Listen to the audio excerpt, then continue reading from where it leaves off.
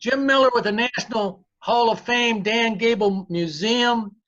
And today we got Sammie the Bull Henson on tap here. And Sammie was a three-time state champion in Missouri, a two-time national champion for Clemson, a world champion, bronze medalist in the Olympics.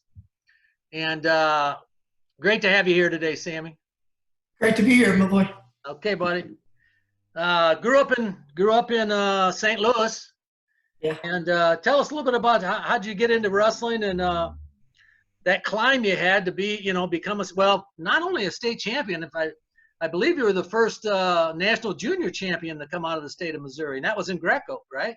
Yeah, Fargo. Yeah. Fargo. Yeah. It wasn't Fargo then. It was you and I. It wasn't you and I. Yeah. Okay. Yeah. I was running that tournament. Yeah, you were. Yeah. No, I started wrestling. Just I played football and baseball, and then my oldest brother came home and said he wanted to wrestle. I remember my second oldest brother came home and said he wanted to wrestle. So, I was like, I don't know what that is, and then, but I did whatever he did. So I was like, okay, I'll wrestle. I wasn't going to put one of the singlets on. I didn't want to do that at first. I was like, I don't know wearing that. Who does that? But anyway, yeah, he did it. So I was like, oh, if Chuck does it, I can do it. So how old were you? How old at the time when you started? Okay. 8. Okay. Okay. I had played football the year before and baseball at 7, and then then year round. I did wrestling. I started doing wrestling year round about 7th grade, 8th grade. Okay. Yeah. You must have caught on quick, man. I wasn't bad. I took to it. It was natural for me. I took second my first year, I think, and then my second year I won state throughout the Little League state. But Well, tell us about when you got in high school. What weight classes? I mean, you won three championships. What weight classes were they? Yeah, 98, 98, and then 119. Yeah, 98. I mean, how do you feel about that now? It went to 103. It went to 106. I mean, I know. It's amazing. I remember. I think me and Perlis, we were always like lighter. Like when we were 8th grade, I think or 9th grade, I weighed freaking 90 pounds. And I wrestled 98, and I placed, but I just was smaller. And then, I don't know. I don't like it taken away from, because I ended up being 145 pounds in college. Wrestling 118 back then. Whatever. So I got bigger and stronger. So I just don't like the taking opportunities away from young, especially lightweight guys. Well, how did you get so good at the freestyle and Greco? I mean, your Greco seemed like you won a little more, but you were really good in freestyle too. You placed in freestyle in junior nationals. But how did that? Were you in a certain club, or what happened there? Yeah, I had great coaching. I had two of the best Greco coaches you could ever have, in Mike Haggerty and Gary Mayhab, and they were my mentors in that. And so they would take me all summers, especially Mayhab. I spent so much time with Gary at his house, and even when I was in college, and I spent a lot of time with those two. And then Shep Pittman wrestled at Missouri. Went to Forest Park and then wrestled in Missouri, and Alfred Morgan. Those two were in St. Louis area. And so we would duel like Oklahoma against TJ Jaworski. I mean, we'd have in-house duels all the time, we scrapped. And so it was, it was a perfect storm for me, and where, all of a sudden I had amazing coaches around me, and it just worked out. God, it was amazing. Well, then what? Well, I mean, you go through the recruiting process. You had to probably got contacted by a lot of people. How'd that go? I actually didn't. I didn't get recruited that heavily. Missouri recruited me. I think I had it NC State, and then Lock Haven. Just because I was small, people didn't think, they knew I was 115. But like I said, the next year, my first year of college, I went up to 140. Next year I was 145, and then cutting down. So I got I got bigger, which is funny because I'm not that big. I got bigger after high school a little bit. So, so I ended up going to University of Missouri, West Roper, stayed in state, and I was an All-American my first year. I redshirted and I was All-American. And then I took a year off. I got in trouble a little bit in Missouri, and took a year off and went to Clemson. And then I never lost after that. But, Okay. So, yeah, man, I mean, you jumped right in, and on the podium your Yeah, freshman that was year, fun. man. That was Pretty fun. cool. Yeah, yeah. Yeah, back then we did. I as a freshman in Missouri, you wrestled against you guys. We went. I mean, we weren't where we are now, where they are now, and Wes did a great job. It was just new, and Right. so yeah, but it was pretty cool. Me and Greg Warren. I don't know if you know Greg Warren, but me and him were. He was a senior. I was a freshman. We were all Americans together. It's kind of cool. That is cool. Why Clemson? I mean, all these other colleges, I mean, was there a certain connection there? Why Clemson? Okay, that's a good question. Yeah. I was going to go to Nebraska. They released me anywhere, and I could have went to Nebraska, and then that fell through because we got a new AD, and he decided not to let me be in the Big Eight at the time, which I understand. It was a conference, right? And then I was going to the second thing was Minnesota, but I flew to Clemson earlier. I fell in love with it right away. I love Clemson, but I just wasn't sure about the ACC. I mean, I had Gil Sanchez there, and Eddie Griffin was there. Had just hired, and Gil had taken the job, and but Eddie Griffin was there on my recruiting trip, and so what happened was, Clemson. I mean, how can you not? I mean, South Carolina was amazing, and I was just really concerned about just the competition wise at the time in ACC, and but as far as Clemson, I just fell in love with it. I love the university, and so. But when I couldn't go to Nebraska and then Minnesota, they were on trimesters and my grades, I didn't have enough credits to get, to catch up in time. So Gil Sanchez called me and said, "Hey, are you still interested?" And I said, "Yeah." And he goes, "I just got the job." And I said, "Well, I knew Gil, and I knew he had Russell John Smith." And then he's like, "Hey, we got Glenn Goodman here. I had great workout partners around there. Glenn Goodman, Troy Bazakis. I had some stud people to hang out with and work out with. And so I went there and, it was a good fit for me. I was away from, I still wrestled. I had David Land. I had some tough people in my conference, Ty Moore, but it wasn't the grind of the Big Ten or the Big 12. And so I think that fit me at the time really well because I was able to train a little bit more and really actually get better technically. So. Well, it obviously fits you because you won 2 national titles, right? I mean, you won 2 national titles. And how did that happen? Like at Clemson, the ACC at that time, how did that transition for them? Was that a huge deal that you won a national title there? Because it wasn't like commonplace. Yeah, they treated me, man. They treated me great. I'll tell you what, it was hard to, I should have, I left and went back to Missouri after that. But yeah, Clemson, it was. I felt I was never I had so much peace there, like I was training and I just was happy. The weather makes you happy sometimes. Yeah. And so I need that. And then I had a girlfriend. I had great coaching and Scott Turner was there. So it was just a really just perfect place for me at the time. And it fit me good. Well, you guys got your senior year, you guys were in the top 10, weren't you? Yeah, we were 7th my senior year. And then the next year I went to Missouri just to finish up because I had so many credit hours at Missouri when I left. I should have just stayed, but I was like, I wanted to train for Olympics and I wanted to be able to go on these tours, like, and I couldn't go if I was in school at the time. I just feel like I could, I wasn't that great of a student. So I didn't want to, I wanted to get that over with as quick as I could to get my degree. So I went back to Missouri, and in that year they dropped the program, and I never got to go back because my plan was just to go to Missouri and then go back to Clemson and be able to train. I mean, what did you think when you heard that? Did that hit you hard that all of a sudden the next year they dropped the program? Yeah, I mean, we were 13th and 7th in the country, and I just, it was tragedy. I think it's a tragedy.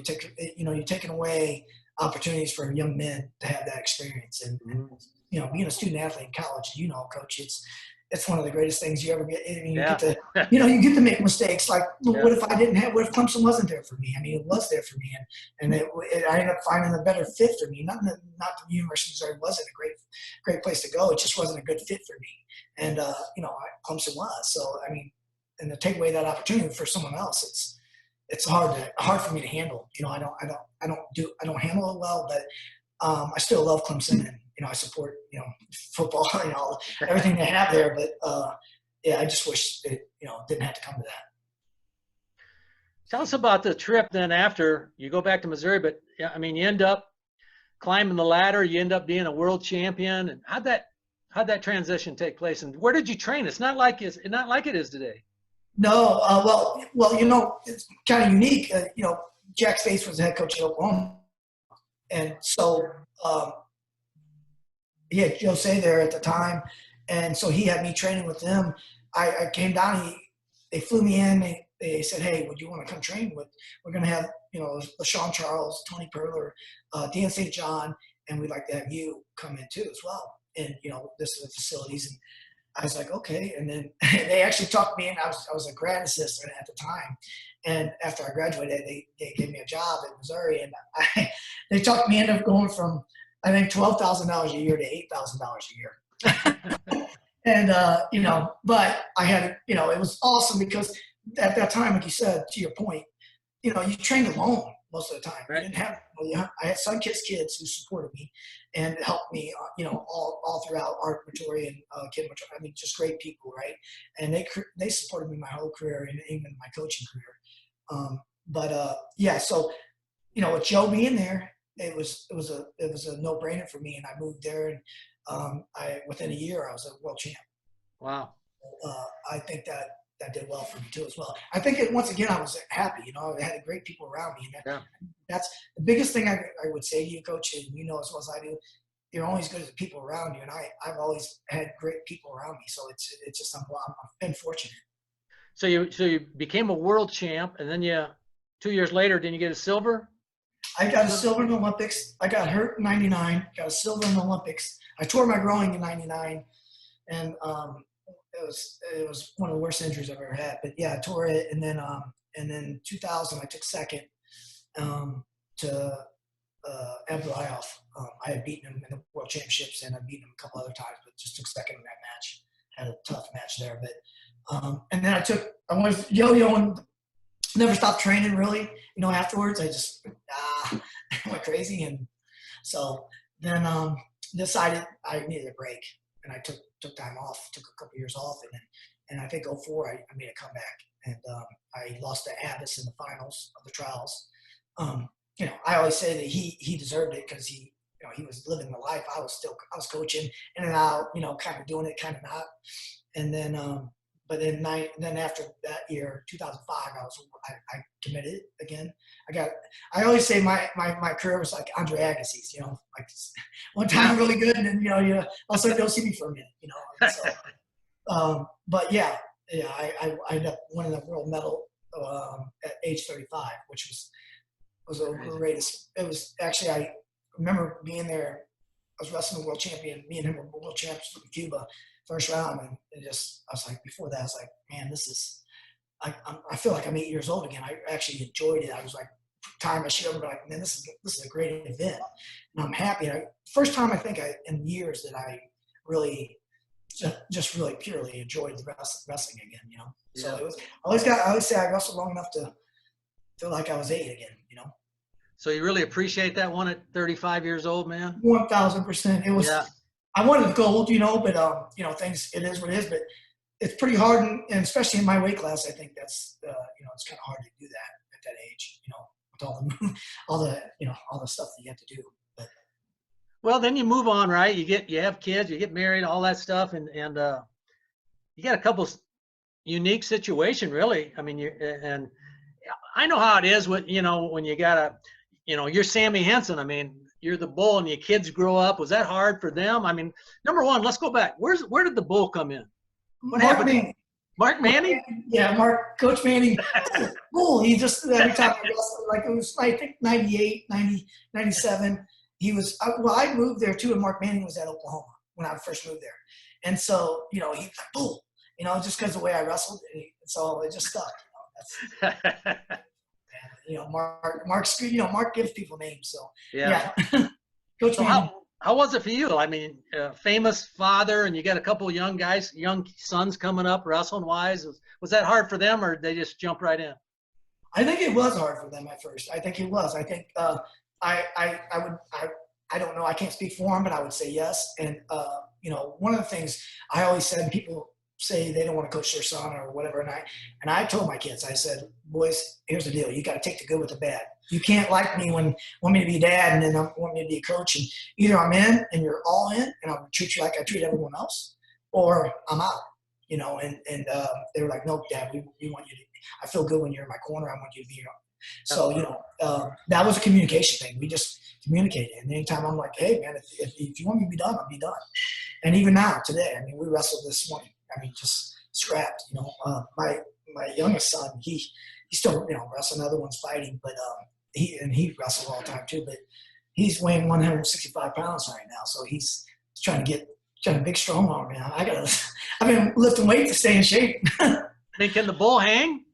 Yeah, I'll smack. You still put it on him? Yeah, coach. I mean, he does hurt a little bit. Cool.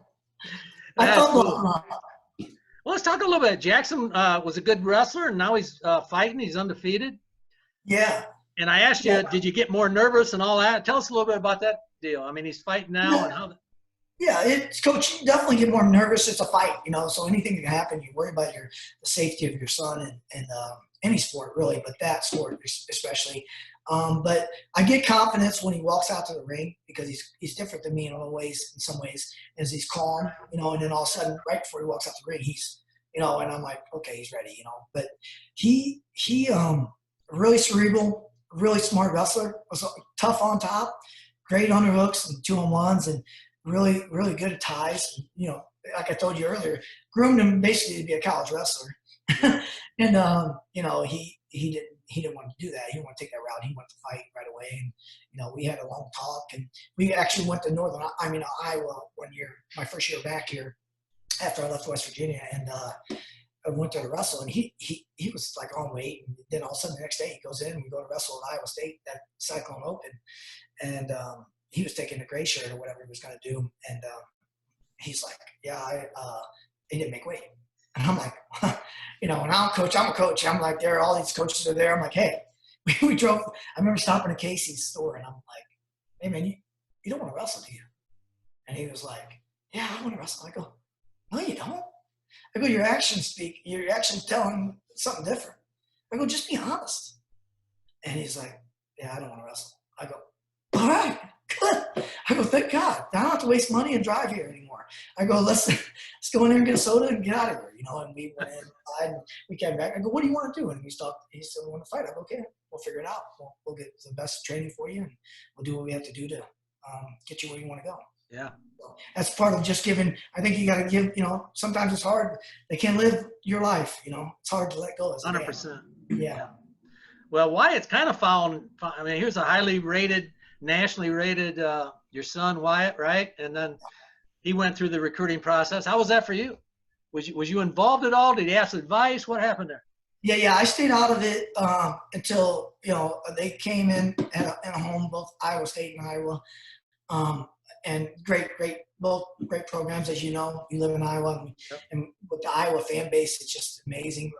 But I really honestly stayed out of it. Like, the only thing I told him, and I said this before, is I won't tell you where you can go or where you should go. I'll tell you where you can't go, because his personality is like mine.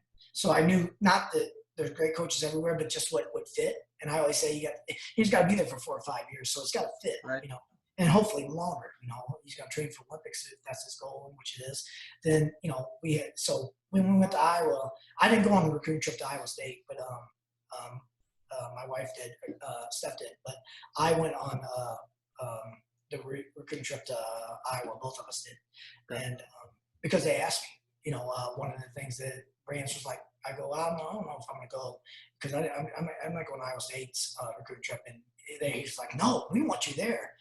And actually made me feel good, and it made me feel, and I think my son liked that. And really, basically, we were sitting in the room, and we came back out, and Dash was like, Dad, I want to go here. I go, man, you need to go home, get away from it. I go, you're in it, and then Stephanie, she's like, why are you making him, question himself? I go, well, because I want him to be clear when he does it. So long story short, she goes, I know this kid. And she goes, he has trouble picking up anything at the store. He's never decisive on anything, and he knows what he wants. I go, and I said, okay, go tell Brands. And so we went over. Wow. Yeah. That was it. Cool. He knew. And he said, and I asked him why. And he said that when he heard Terry yelling at the guys, it reminded him of me. And so that was it for him. He liked that. So that was good. So did you have what was your relationship with Tom and Terry? Was it close or just, obviously you knew each other, but. I think always mutual admiration. Yeah. Right? Yeah. You know, very, very much alike in a lot of ways, different in some ways too, but very much alike in our intensity, our passion, and our commitment, and just the way we view life. So I think it was a good fit for him in that way, passing the torch kind of thing, where he's going to a great place in great hands. You know. Well, there's a lot of Iowa fans looking forward to watching him wrestle. So yeah, he can scrap. He's gonna be exciting. You know, he likes to score points, so that's good for Iowa. That's a good fit, man.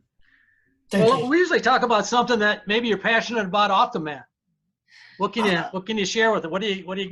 What's up? I'm passionate about my daughters. That's what I'm passionate about off the mat. My oldest daughter is Ruby Jo. I call her Rubio. She's a soccer stud, and spend a lot of time with her. Love the fact that it's outdoors, it's not in a wrestling room. She didn't pick gymnastics, thank God. And then Miss Georgia Kate she does ballet, and so I spend a lot of time with them when I'm not like to travel with them, and it's really the best part of me. So I love my kids. That's, I guess, my passion would be my kids, and I used to have a Harley. I used to like that, but I sold it, and then. The other thing I like to do is I like to go to the beach, Coach. Hang out at the beach. Well, that ain't in Missouri. What's up? No, I like to go to California. That's why I go to California every summer. Okay. Where at California? San Clemente. Okay. San Clemente High School, right there in Orange County. Very cool. So, yeah, I've been doing it when I was coaching at Cal Poly, I started it, and then I was like, I'm never not coming back here. So I come back every year since then. Well, when I was at Northern Iowa, we competed against Cal Poly, and the first time I seen it, I go, my God, why would you go anywhere else? How beautiful is that place? That's why I wouldn't let Dash go see that place. he knows it. Yeah, it's unbelievable. It is. Yeah, that's great. How about we always end up with something like, if you could share something funny in your career, something that's on a lighter side, what would it be? I would say, I was thinking about this today, that when we went to Dagestan in 2006, I remember driving, we landed, and me and Joe Williams and Michael Leitner, they had like 6 cars instead of like a bus, or they had like Mercedes out there, and they got in the car, and me and Michael Leitner and Joe Williams in the back seat, and all of a sudden we're driving, and I couldn't believe it. They took their gun and put them in it. I'm like, what is going on? And they're driving us to our place, to our hotel. And along the way, Coach, they had somebody hit a cow. I don't know how, right? And so in the road, you can imagine, it's really narrow there. There's no side. And so they're like, oh, no problem. And they put this siren up top, and they're like, and all of a sudden, all these cars just find a way off and we go right down and split it, right down the middle. And I'm like, somebody's got a video. I think Joe Williams has a video of this, or Michael does. But I was like, are you kidding me? And I'm like, hey, are you guys, what about the police? And they're like, oh, we police. And I'm like, okay. And then the end of the story, I'll tell you this. One time, so that same tournament, we had a great time, took second as a team. I got to wrestle Prudikoff, which I beat him, which was nice. I got a win. Everything was great, right? And Michael was my roommate. And then the next day, we went to go to social. You go to social afterwards. And the next day, Michael couldn't find his passport or his wallet or his jacket. And he goes, and then he remembered, he goes, I think I left my jacket and my passport and everything at the social. I'm like, well, we need to let people know. And then so it got going, and they went and contacted the people, and they were trying to figure out where it was, right? I said, Mike, dude, I love you, dude, but I gotta go. I'm gonna leave. I go, I'll send you a package over. He goes, hey. I go, dude, I gotta go home, man. I got kids. He goes, you're gonna leave? I go, I'm gonna leave you, Mike.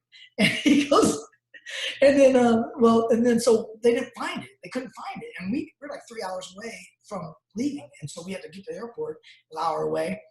They take Mike and they say, no problem. You know, they drive Mike to the airport. We don't know where Mike's at the time, you know. And so we get to the airport. We get on the plane. Mike's sitting there on the plane without a passport, without an ID, without a ball. I'm like, how'd you get through customs? And the Russians were on there. The doctors, they were like this. They were like, the lady came, the stewardess came, and she's like, and they were like, no. And she just left. I'm like, all right. Mike's sitting in first class, if there was first class, and he's like, we'd fly to Moscow. Same thing happens. He gets off the plane, goes through customs without anything. I've never seen it done before. It was amazing. I'm like, I wish I lost my passport because he got there faster to the hotel. He didn't have to sit in lines or anything. It was crazy. But anyway, they ended up finding his passport and with all the money in it, everything. Wow. So whoever took it probably is not doing well. But yeah, that's funny stories I had. Dang, that is amazing. Crazy story, yeah. Yeah. It was fun though. A lot of good times, you know. That is, man. Where was your favorite place to go overseas? Did you have one? My favorite place to go would be Rome and also Cuba. I love going to Cuba. Okay, you did? Okay, yeah. Cool. I loved it. The people were great. You know, I loved Iran, but, you know, that was for a different reason. But, like, just the atmosphere in Cuba, the weather, and then, of course, Italy. You know, we were right on the train there on the right there at the Olympic Training Center, which is by the ocean. So it's nice. Yeah. Okay. Okay, my man. Well, so great. Appreciate it. Great seeing you, man. Yeah. Quick takes off the mat with Sammie Henson. It's Jim Miller. Thanks a lot.